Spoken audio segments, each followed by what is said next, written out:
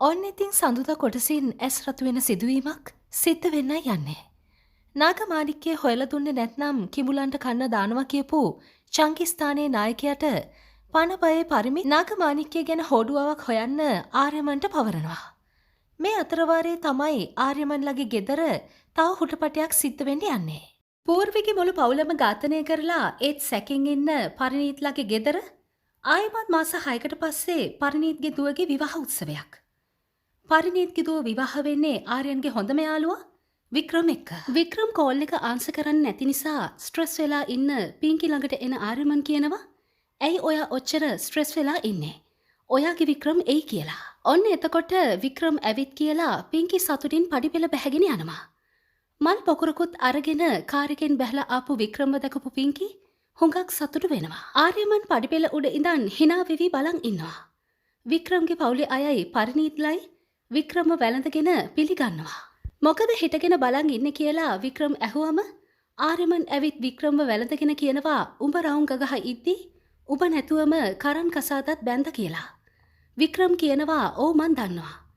මම මාස කිහිපයකට කලින් එන්න හිටියේ. ඒ ජීවිතේ සමහර දේවල් වෙනස් වුණා කියලා. එතනට එන පින්කි මල් පුකුරත් අතට අරගෙන කියනවා ජීවිතේ ඉස්සරහට වෙනස් වෙන්න යන්නේකට දැන්ම වෙනස් වුණා කියලා කියන්න එපා. මල් පොකුරට තෑන්ක්ස් කියලා. වික්‍රම් පින්කි දිහා බලලා කියනවා ඔයා ලස්සනයි. ඒ වගේම ඔයා අද සතුටින් කියලා. කොහොම වුණත් මං හරිම දවසේ තමයි ඇවිත් තියෙන්නේ. ඔයාලා හැමෝම පාටි මෝඩ් එකේ ඉන්නේ කියලා වික්‍රම් කියනවා. එතකොට වික්‍රම්ගේ අම්මා කියනවා ඒ ඔයා නිසයි පුතේ කියලා.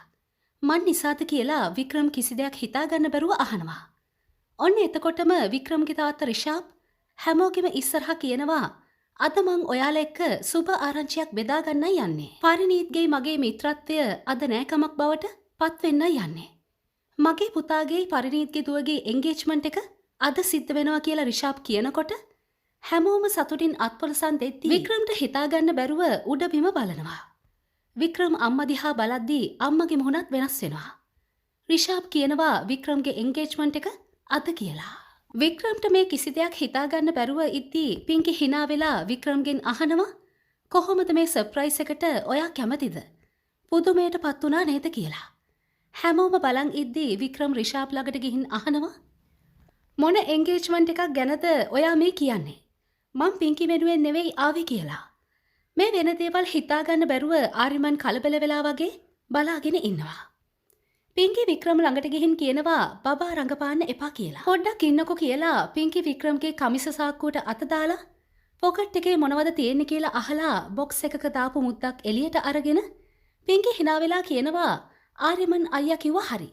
ඔයාම හිතලා මට මුද්දක් දෙයි කියලා. මං ඒකට ගොඩක් කැමතියි. මං ඔයාට ආදරේ කියලා පින්කි වික්‍රම්ව වැළඳ ගන්නවා. ඒත් මං ආදරේ නැහැ කියලා වික්‍රම් කියනකොට පින්කිගේ මුහුණත් වෙනස් වෙලා පුදුමෙන් වගේ බලාගෙන ඉන්නවා.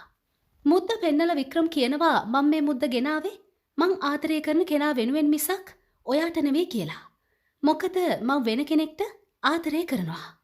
ඒක අහලා හැමෝම තබ්බීරි වෙලා වගේ බලන් ඉද්දී ආර්යමන් ඇවිත් වික්‍රම්ට ගහපු පාර වික්‍රම් බිමට ඇදගෙන වැටෙනවා.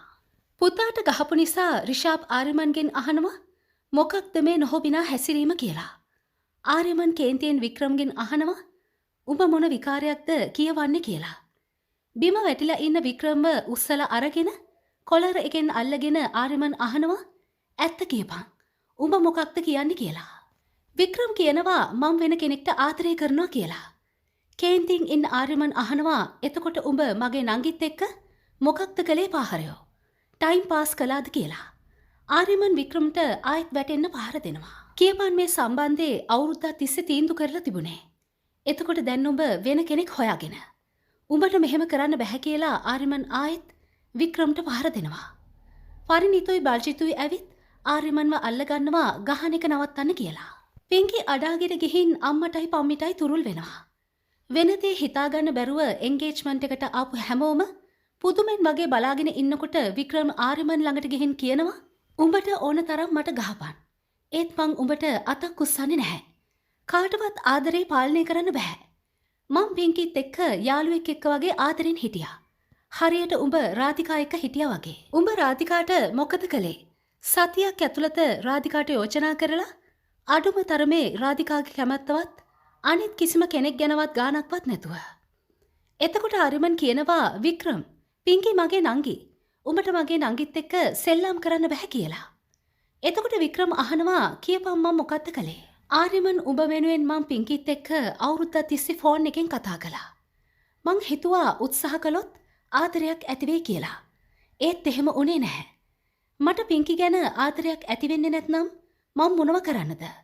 මට වෙන කෙනෙක් හමු වුණා. මගේ හිතේ අවංකවම ආදරයක් ඇති වුණා. ඉතින් මං හිතුවා ආයෙත් මෙහෙට ඇවිත් හැමෝටම කියන්න ඕනි කියලා මං කෙනෙක්ට ආදරය කරනවා කියලා. උඹ මගේ යාළුවා. මගේ සහෝදරයෙක් වගේ කියලා. එතකොට ආරිමන් ආවේගයෙන් කියනවා එතකොට පිංකි කියන්නේ මගේ නංගි වික්‍රම්. මගේ නංගිත් එක්ක උඹට සෙල්ලම් කරන්න බෑ කියලා. කියපන් උඹ ආදරය කරන කෙනා කවුද කියලා. ආරිමන් ආයෙත් වික්‍රම්ට වැටෙන්න ගහනවා. ඊට පස්සේ පරිණීත්ලා ඇවිත් වික්‍රම්ට පහර දෙන එක වළක්වලා ආරිමන්ව අල්ල ගන්නවා. මූ මගේ නංගිව රැවට්ටුවා. කියපන් කවුද ඔබ ආදරය කරන කෙනා කියලා. ආරිමන් ආවේගයෙන් කෑ ගහද්දි හැමෝම බය වෙලා බලන් ඉන්නවා. ආරිමන් කියනවා ෂුවර් එකටම උඹ රැවටිලා ඉන්නේ.